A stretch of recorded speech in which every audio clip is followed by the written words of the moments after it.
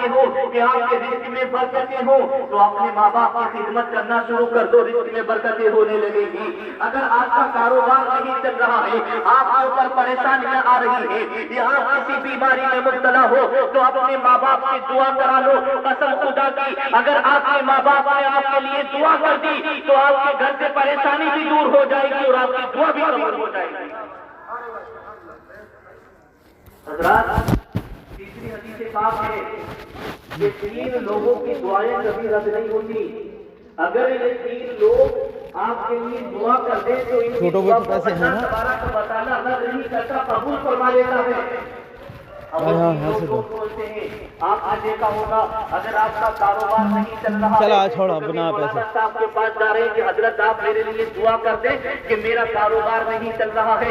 کبھی اپنے دوست سے کہہ رہے ہیں کہ مجھے میرے کاروبار میں بڑا گھاٹا ہو گیا ہے، آپ ذرا دعا کر دیں میرا کاروبار چلنے لگے۔ اسی طریقے سے اگر کسی رشتے دار کی بات ہوتی ہے وہ پوچھتا ہے کہ اچھے ہو آپ کا کاروبار کیسا چل رہا ہے تو آپ شکوے گلے کرتے ہوئے تیار ہو جائے گا جلدی۔ 1 بجے تک تین کا ٹائم بھی زیادہ نہ بچا، 1 گھنٹہ ابھی تو 1 بجے 1 بجے تک ایسا نا 1 بجے سلام پڑھ لیں گے، کھانا وانا کھا کے 1:30 بجے تجھے ضرورت ہو کمرہ کھلا ہوا اتار لئیے۔ لیکن آپ نے اگر یہ نبی کی حدیث سے بات سنی ہوگی تو کسی سے کہنے کی ضرورت نہیں ہوگی۔ سبحان اللہ، ماشاءاللہ، ضرورت نہیں ہوگی۔ اگر آپ نے یہ حدیث پاک آپ کو یاد ہوگی تو آپ اس حدیث پاک کے تحت اللہ کے رسول صلی اللہ علیہ وسلم نے ارشاد فرمایا اگر آپ کی دعا قبول نہیں ہوتی ہے تو ان 3 لوگوں سے دعا کروا لو، آپ کی دعا قبول ہو جائے گی، آپ کا کاروبار بھی چلے گا۔ میرے پیارے عزیز دوستو، اللہ کے نبی فرماتے ہیں کہ اگر کوئی مسافر ہے وہ سفر کر رہا ہے، اگر مسافر آپ کے لیے دعا کر دے تو مسافر کی دعا اللہ کی بارگاہ میں قبول ہو جاتی ہے، رد نہیں ہوتی۔ سبحان اللہ، سبحان اللہ۔ اور دوسرے شخص کے بارے میں اللہ کے نبی صلی اللہ تعالیٰ علیہ وسلم نے ارشاد فرمایا مظلوم کی دعا، اگر جس کے اوپر ظلم کیا جا رہا ہو، جس کے اوپر ظلم و تشدد کیا جا رہا ہو، اگر وہ مظلوم اللہ کی بارگاہ میں دعا کر دے تو اللہ پاک اس کی دعا کو قبول فرما لیتا ہے، اللہ پاک اس کی دعا کو قبول فرما لیتا ہے۔ اور تیسرے شخص کے بارے میں ارشاد فرماتے ہیں نبی آقا فرماتے ہیں کہ تیسرا شخص وہ ہے جسے تم اپنے والد کہتے ہو، جو تمہارے باپ ہیں۔ والد کے بارے میں آقا نے ارشاد فرمایا اگر تمہارا کاروبار نہیں چل رہا ہے، اگر تم کسی پریشانی میں ہو تو اپنے والد سے دعا کروا لو اللہ پاک کی بارگاہ میں۔ اگر تمہارے والد نے اپنے ہاتھوں کو پھیلا کر دعا تمہارے لیے کر دی تو سمجھو آپ کے والد کی دعا اللہ کی بارگاہ میں قبول ہو جائے گی۔ سبحان اللہ، سبحان اللہ۔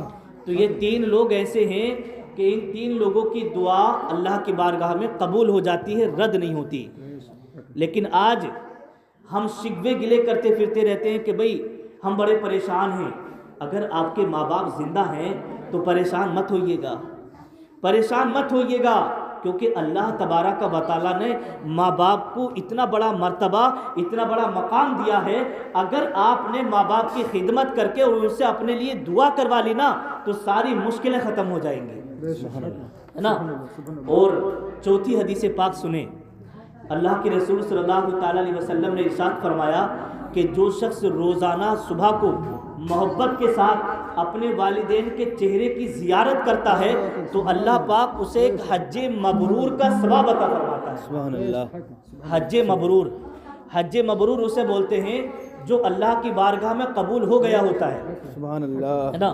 اب مان لیجیے حاجی صاحب حج کرنے کے لیے گئے اور جب وہ حج کر کے واپس آئیں تو آپ ان کا دامن پکڑ لیں، اور دامن پکڑنے کے بعد میں کہا حاجی جی ذرا بات سنو، آپ حج کر کے آئے ہیں، ذرا یہ تو بتاؤ کہ تم نے جو حج کیا ہے وہ اللہ نے تمہارا حج قبول کیا ہے کہ نہیں کیا ہے؟